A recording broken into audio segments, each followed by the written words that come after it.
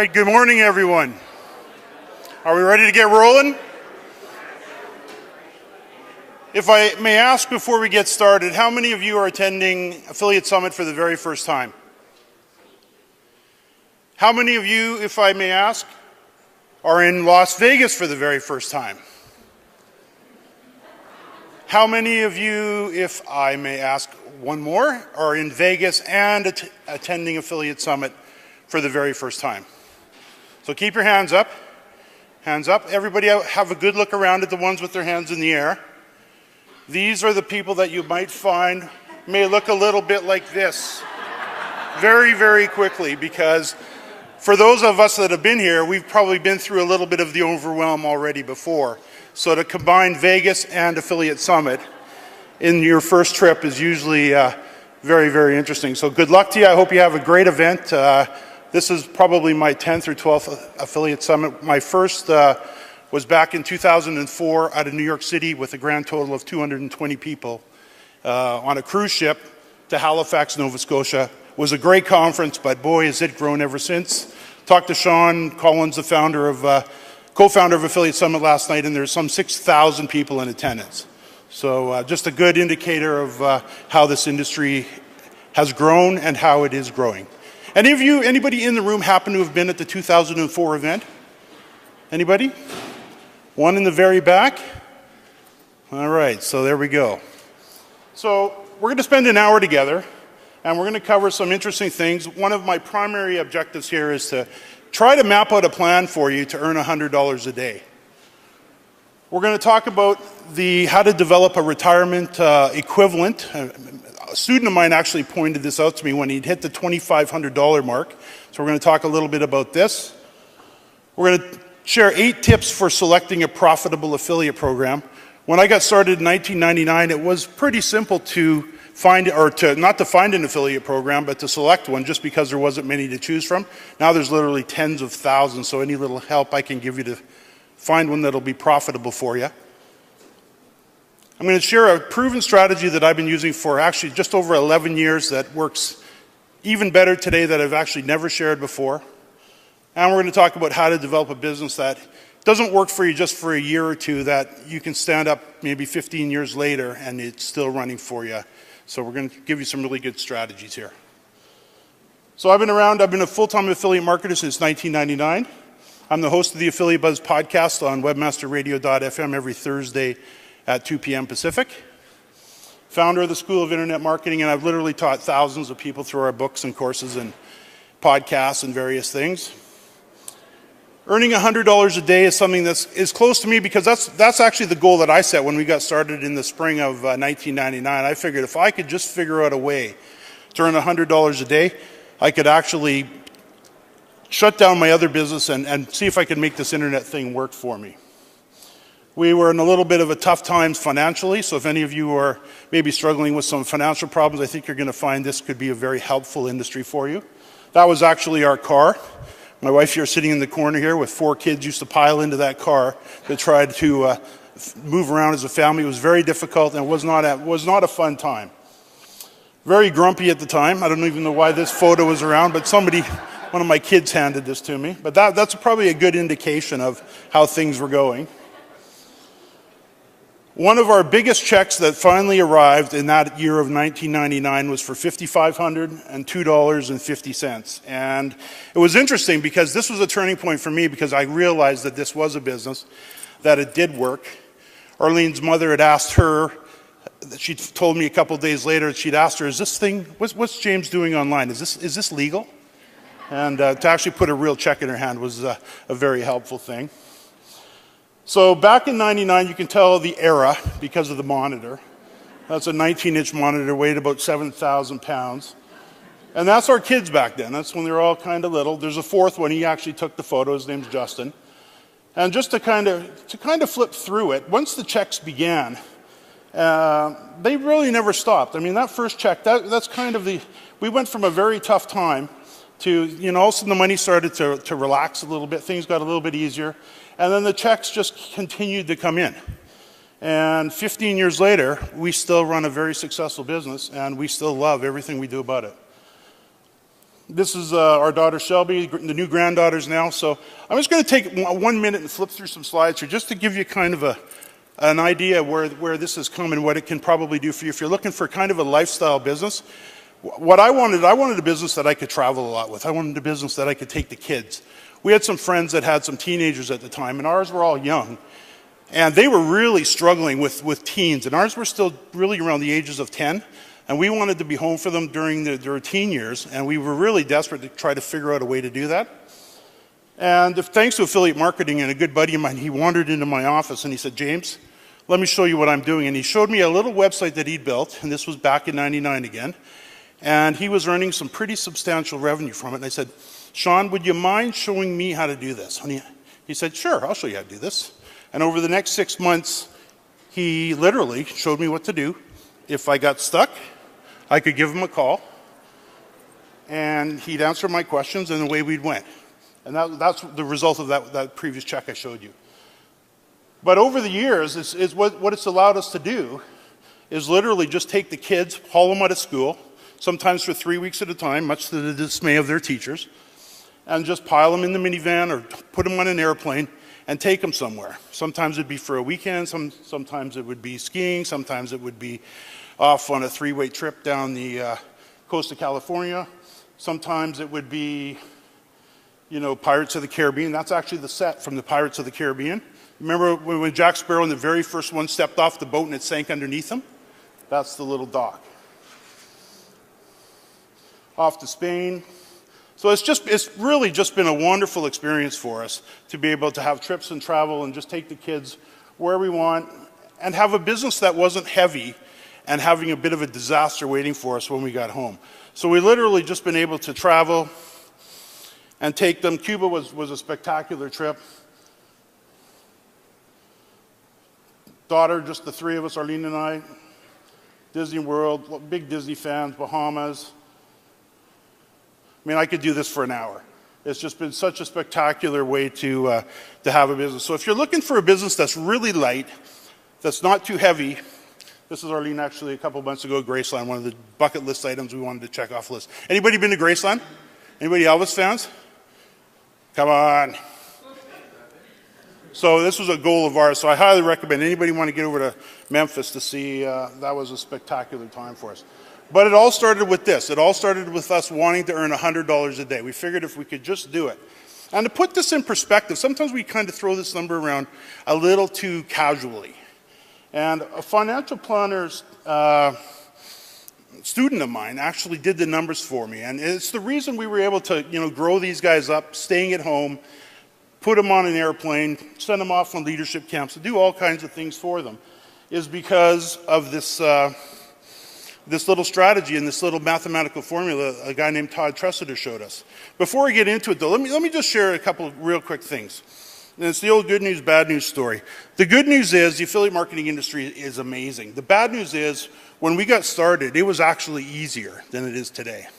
It was easier. There wasn't as much competition. There wasn't as many places to get traffic, which sounds maybe like a negative, but it actually focused on only a couple of places to build revenue. So it was, not only was it easier, I would say back then it was probably quite a bit simpler. So today, though, the opportunity is probably greater than it ever was, maybe even much, much larger, but we have to be a little smarter these days. We can't just throw up sites, we can't just throw together content. We actually have to really work at coming up with some strategies that are going to work in order to develop that revenue. And to put the $100 a month in perspective, if you were to have a recurring revenue stream, let's take it down from a $3,000 a month, which is $100 a day, to $2,500. To have the equivalent of a $1 million retirement account paying you a yield of 3%, that would pay you $2,500 a month. So if you had a $2,500 a month recurring revenue stream from your efforts in the affiliate marketing space, creating a business here, that would be the equivalent of a $1 million retirement fund paying you a 3% yield. So it's really a worthwhile goal. So I know a lot of people that are always working to, retirement's looming and they're looking for ways to increase the amount of revenue they're going to be earning or they're going to be receiving over their time. So this is a viable way to do that. So if your business is generating $2,500 per month, that's the equivalent of a $1 million retirement program that yields 3%. And I don't want to say that's, of course, as far as we can go, but it was my original goal was to get up to that $100 a day. And of course, we went well beyond that, and I'm sure many of you will probably strive for that as well. Before we dig into the meat of it, just kind of point out what we do, because sometimes it's a little bit funny what we do. I know Commission Junction used to call us affiliate marketers or affiliates.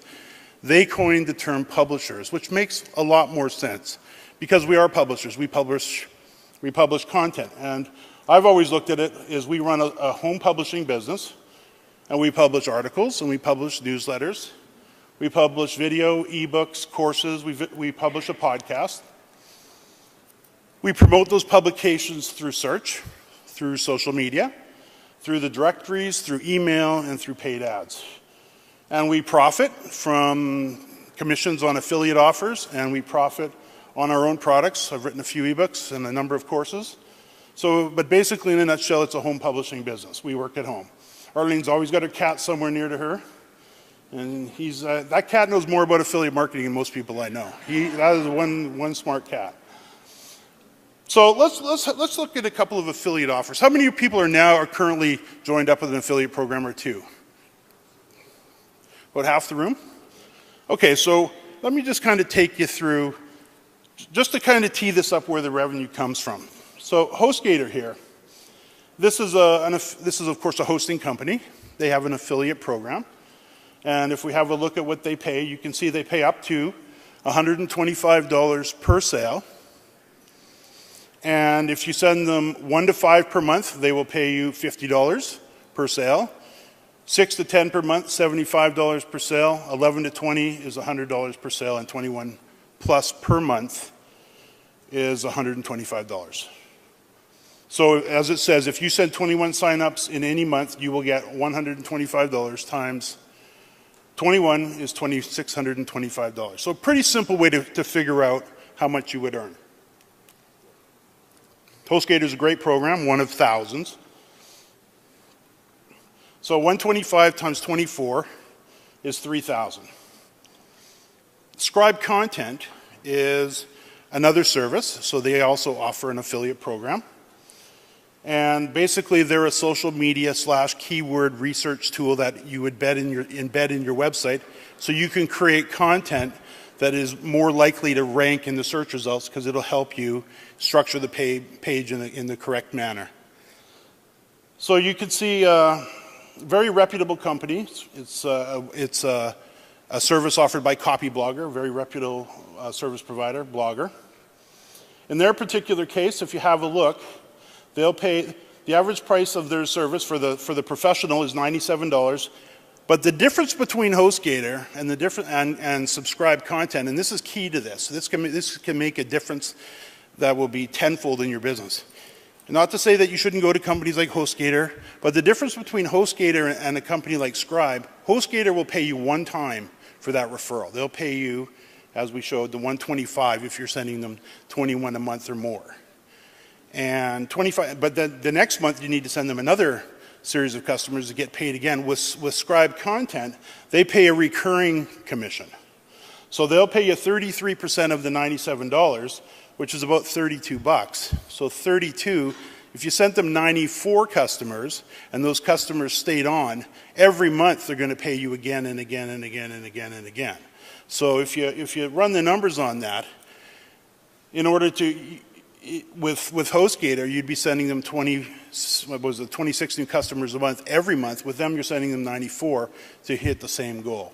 So one of the things that I put together, and if you want a copy of it, they're kind of difficult to find. They're really reputable affiliate programs that offer recurring revenue streams or recurring income. But just touch base with Arlene, give her your number or your card, and she will send you a list of 15 of the ones that we use. They're awesome. But that's the difference. It's 32 times 94 per month ongoing. So can you see the difference there? Can you see how powerful that could be? So if you continue to do that each month, that would just double each month. And then you just work to maintain what you've got coming through the door. So before we get into the meat of this, just one quick thing on selecting a profitable offer. There's, of course, as we said, there's literally thousands, probably tens of thousands of affiliate programs to choose from nowadays. One of the things I always look at is cost. How much does the product cost that we're representing? How much is it that we're marketing? Because if it's $2 and I'm making a 20% commission on it, or $200, I want to make sure that I've got my the retail cost of that product is up there. Of course, we want to have a look at commission. What's the commission rate? Is it decent?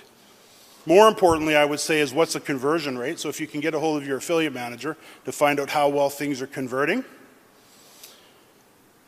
Do they have happy customers?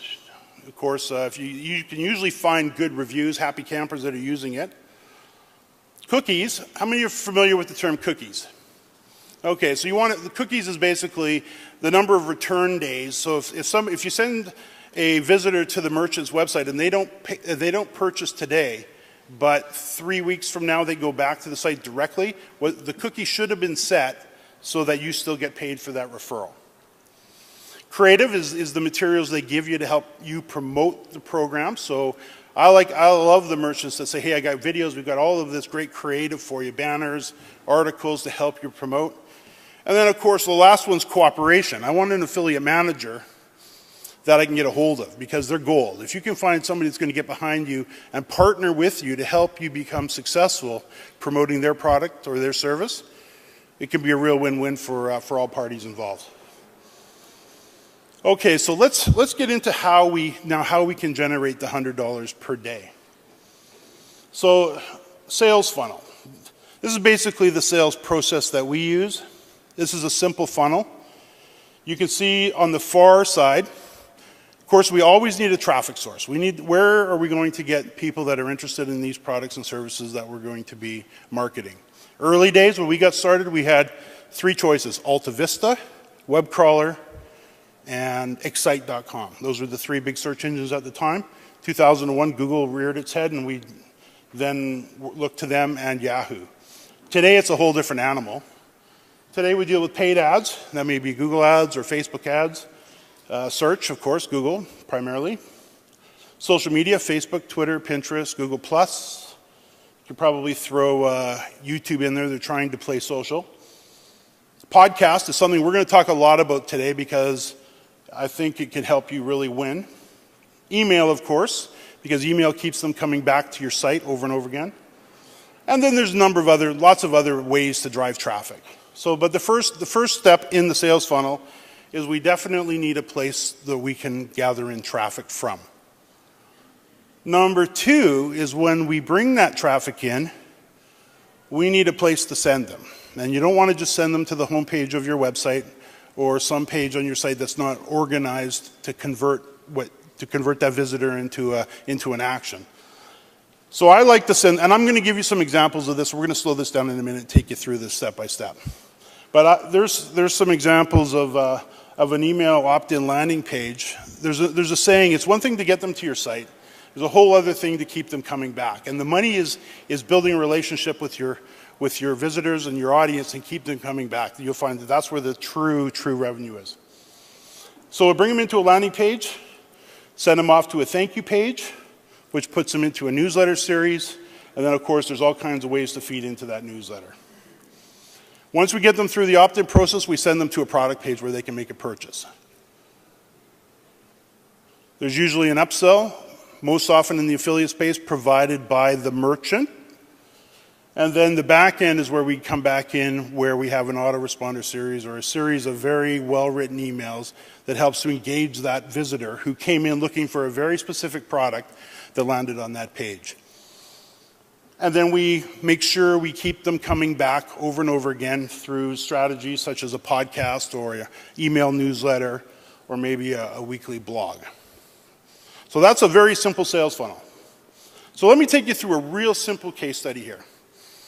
Not related to the affiliate industry by design. This is a very small market. We have a market that we can go after that's this big. This happens to be a little market that this also worked in. So this is a gentleman, his name's Dr. Cale Copeland. He's a Victoria-based chiropractor on Vancouver Island, just across the water from Vancouver. He had a problem, but we'll relate to a lot of these. He's looking to expand his practice. He wants to increase his revenues. Problem is, when he had a good look at it, he's only bringing in one new customer a month from the web. Just one customer a month. And he realized, that's not going to work. Lots of competition, and like just about every business owner I've ever met, extremely busy. Not really wanting to have to engage. How do I figure out this whole internet thing? Kind of annoyed with it, actually. Lots of phone calls to the office from people promising them high rankings in the results, promising them all kinds of things that, quite frankly, are not realistic. So real jaded to the whole idea. So we ended up getting referred to him, and the first thing we did after an analysis was we added some audio to his website. We're going to talk a lot about audio from now to the end of this session. We wanted to give Dr. Copeland a voice. We wanted to help him use his voice and his experience to instantly build credibility and trust with the visitors who were landing on his site. We embraced Google, meaning he didn't like Google at that point, so we talked him around on that. Cleaned up a little bit of SEO, and then we put a strategy in place to help him increase the number of reviews he was getting to his business. But the primary thing we did was the audio. So the outcome, and the audio is 3.5 minutes long. Look at the results. Historically, 1 new patient a month. After we were done, 18 new patients a month, an increase of 1,700% in new patients per month. And that's continued on month after month after month after month for over a year now. Last time I talked to him, he tallied up 192 patients. From the primary change we made was adding a 3.5 minute audio to his website. This works so well in the affiliate marketing industry. Here's his website, and I apologize, I don't have the audio hooked up, but if I did, what you'll hear, you can see that audio is 3 minutes and 28 seconds long. It comes in, it's very nice, a little bit of music up front to kind of let the visitor know there's some music here, and there's some volume. Doesn't startle them. Then a professional broadcast host comes on and says, "Hi, this is Kimberly Henry. I'm here with Dr. Cale Copeland from Victoria Family Chiropractic, and here we're here today to talk about," we go back to his page there. We go back to his page here. We're here to talk about whiplash. She's got 3 really nice questions that person who's dealing with whiplash. Imagine you just had a car accident, right? You're sick, you're not well, you're hurt, you're off work, you wrecked your car, probably not too happy with the guy that hit you. And now you land on this page. Little 2-3 question answer period. Then Kimberly thanks the doctor and then invites the listener, who's also the visitor to the site, to give Dr. Cale a call at the number on the top right-hand corner of the page. 1,700% increase. So why does it work so well? Audio is something that I've worked with since 2003 when we launched our podcast, so I've had good experience with it. First thing it does is it grabs people's attention, especially in Dr. Cale's case, because that audio plays automatically when somebody hits the page. So you can imagine if you had an affiliate page now with a product that you carefully researched from a merchant, and you understood what their problems and their challenges were, and you put together a really nice page, but then you also go that extra step and you add a little audio that really addresses that problem, grabs their attention, share the knowledge and expertise of what it's going to do for them. They get to hear the caring and the compassion in the voice. They hear the passion. Trust is very quickly established, and then at the end of that little audio, it's a little call to action, which could be fill in the lead form, click on the buy button, give us a phone call, whatever that action would be. I hardly see anybody using audio on their websites. It's very rare, and the few that I do see, it's usually not used effectively. So in his case, so appreciative of what you've done, made a massive difference, so happy to be introduced to you, and really underscore and audio podcasting or audio. So when we look at the human voice, how many have grandchildren in the room? Not many. How many have children in the room? When they started to baby babble, what was the first thing you wanted them to say to you? Anybody? Moms? What's the first word you wanted to hear from your baby? Mom? How about dads? Dada?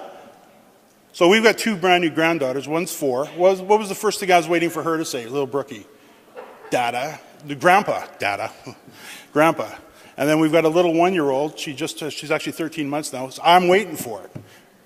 Grandpa, I'm still waiting on it. We're practicing every time we get together. But why is that? The human voice is something that is the most powerful thing we have. Think about this too in communication. What's the most natural way in which we communicate? We talk to each other. We use our voices, right? We use our voices. So many of us don't use our voices on our website, and it can make a huge difference. You can see this is Heidi Cohen. She's a brand strategist. And she says, it should not be surprising that the sound of a compassionate human being promotes feelings of trust, but this also may be important to branding. So it gives you both sides of it. When I mention audio, and I've been talking about audio for years, sometimes I get this glaze over because, James, how do you monetize a podcast? How do you monetize an audio? Well, let's look at that. How many of you have blogs or read blogs? Okay, so let's imagine this was a blog post. What do we have here? We have a headline. We have some text, maybe some bullet points. We have the ability to leave comments. Sound familiar? Let's say this is a podcast. Exactly the same, but we had an audio player in the mix, and now we have a method to talk to them. In the left-hand column, if we're writing about a product for a merchant and we're offering a suggestion to a reader to, hey, go buy this product, we'd put a little link down at the bottom of that page to take them right to the page on that merchant's website so they can make the purchase, right? Pretty simple. Same with the podcast. We can put it on the bottom of the page, put it anywhere on the page you want, click on this link and go off and make a purchase for the product that we're recommending. The difference is the audio at the top of the page. That audio, you can build a relationship with them, they can get to know you. You can also ask them to give you a quick call. You can ask them to go to your lead page, sign out a form. So if we look at blogging, always research involved. Anytime I'm writing an article or I'm doing a podcast, the first thing we do is spend the time on the research to make sure that we've got a good offer, that we know what we're talking about, that we're going to cover it off well. We're going to then create the content. In the blog case, it's text. In the podcast, it's audio plus text. Create the content, yes and yes. Going to put a merchant offer in there so we can make some money off that, yes. Call to action towards the end, yes. Comments at the bottom, yes. We're going to hook up the analytics so we can see how many people read the blog or listened to the podcast. Did they take the action, yes or no? We're going to make sure we got the SEO in place so the blog or the podcast both have a good opportunity to rank in the results. We're going to send it out to our newsletter. We're going to promote them on Facebook. We're going to promote them on Twitter, LinkedIn, Google+, and then that's where it stops. On the podcasting side, the podcasting world has absolutely exploded onto the scene. iTunes just sent out a press release last August. They just signed up their 1 billionth podcast subscriber. A lot of people look at iTunes and they think music. iTunes has 500 million people subscribed for music. iTunes has 1 billion people subscribed who are listening to podcasts. 500 million people are subscribed to iTunes to listen to music. 1 billion people are subscribed to iTunes to listen to podcasts. And there's an average of 500,000 people a day signing up for iTunes. You may have heard iHeartRadio. You start to hear that a lot. So what we're talking about today here is the ability to create a little show, and don't let that scare you, we're going to talk about that in a second, that you can put on these major directories like iHeartRadio, like Stitcher, like TuneIn, like Spreaker, like Blueberry, like SoundCloud, iTunes for free. It doesn't cost you anything. Imagine going down to your local radio station and say, hey, I want to start my own show. They're going to say, okay, that'll be X number of dollars, and then we'll talk about it. This gives you the ability to do that and put your content on these major networks at no cost. Okay, so 4 ways to monetize audio. So even if you don't take me up on the podcasting idea I'm about to share with you in a minute, these are some ways, these are these top 3 ways that you can use audio on any website to increase conversion rate, increase your revenues. Arlene, can you give me a time? How are we doing for time? Audio attention grabber. That's what we just showed you on Dr. Kale's site. Typically 3 to 4 minutes in length, real simple. Plays automatically. Host typically interviewing the expert, but sometimes, thank you, sometimes you could be just yourself on there and a call to action. And if you would like, I've got actually a whole collection of about 25 audio examples of this, just short little ones that you could listen to that you could use to brainstorm ideas for your own topic and your own content. If you want to just touch base with Arlene there at the end there, she'll be happy to get that over to you. Audio testimonial is something else that can really, really work for you well. We've used this for years and years and years. A lot of us will have testimonials on our website from a happy customer. You can set up through little voicemail systems and stuff. They're all over the internet now. Just look for ways to record an audio testimonial from a customer. They'll give you a little code you can put on your site. Now when somebody wants to leave you a testimonial, they can use use their voice to leave the testimonial. It'll bring it to life like you've never seen before. And then the audio newsletter. I'm going to talk about my podcast in a second here, but that's how our podcast began. It was an audio newsletter. We launched it in 2003, 2 years before the word iPod or podcast was even coined. Didn't exist at that time, so we called it an audio newsletter. Typically 15 to 30 minutes in length. Can be standalone or usually standalone or a companion to a text-based newsletter.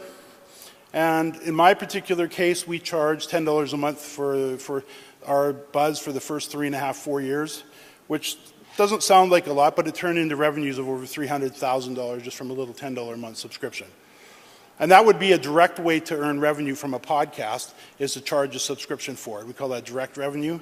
But there's also indirect ways to earn revenue from a podcast as well, which we're going to cover off now because we switched the buzz from direct revenue to indirect revenue around 2006, which did way better than the first part.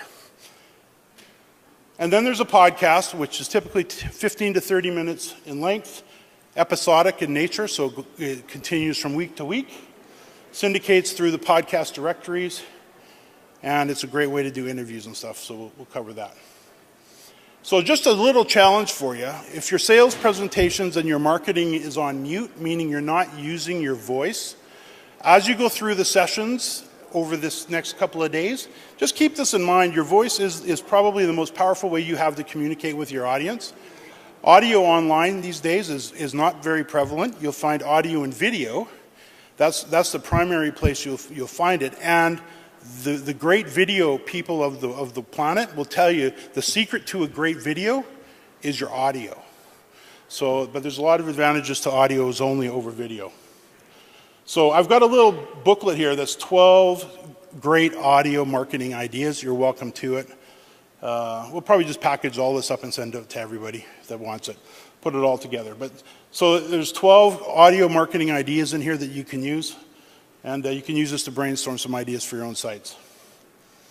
Epilepsy moms. So how many people, when I say you should have your own podcast, shut down right there and said, I can't do that? Be honest with me. I know she did, or my wife did. There's quite a few hands coming up. This is our son Adam. If you can read that, it says, when our son Adam was 4 years old, he was having 200 to 300 seizures a day. Today he's 24 years old and has been drug and seizure free for 14 years. So imagine having a kid that's having 200 to 300 seizures a day for 4 years. It was just pure hell. We ended up finding a special diet on Dateline NBC called the ketogenic diet. Arlene got a hold of Children's Hospital, convinced them to put him on the diet.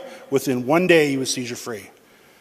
And hasn't had a seizure for 14. Actually, he's 27 now, so it's probably a little longer than that. Add 3 years to that, 17 years. So, of course, she wanted to put a website together just to share that idea with moms. And we were doing a boot camp in our online conference room. And I said just offhandedly to her, hey, you should do a podcast. You really got to share this information in an audio form.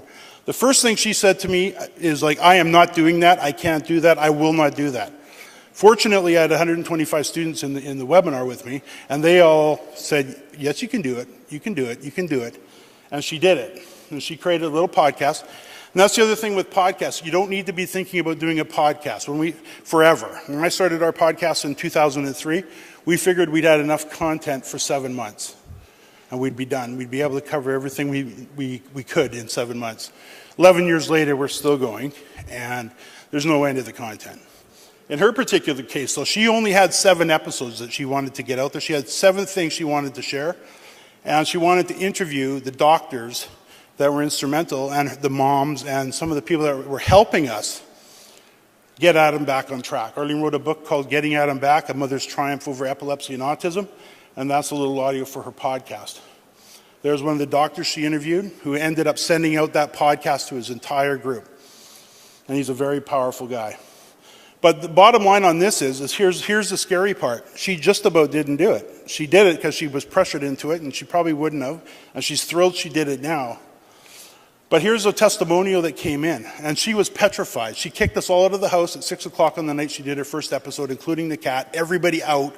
I'm going to do this. I'm going to try it. And she did it, and it went perfectly. But this is a typical example of a testimony that comes into her site. My son's life was changed forever when we came across Adam's story. Austin had a great response to the ketogenic diet, and the changes we see, he is happier, smiling, sleeping better, and is like a different kid, no longer clouded by medications and seizures. We see new abilities coming out in him each day. For me as a mom, the biggest relief is getting my child back and getting to know him as a clear-headed 2-year-old.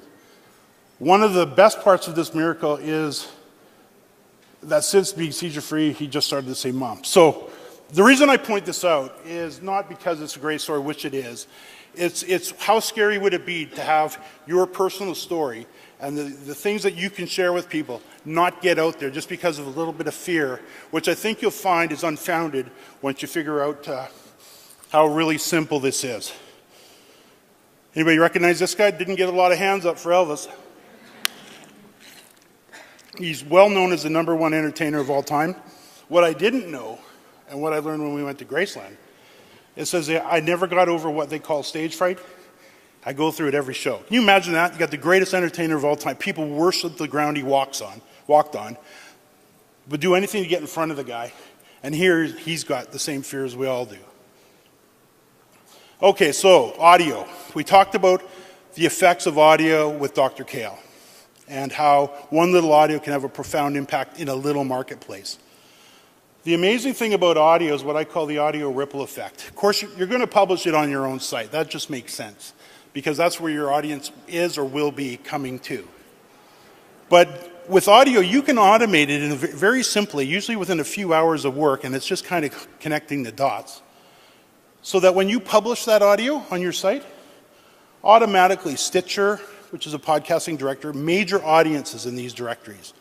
These are not just little places that you're going to have your show. These are major podcasting directories that you can submit your content to for free.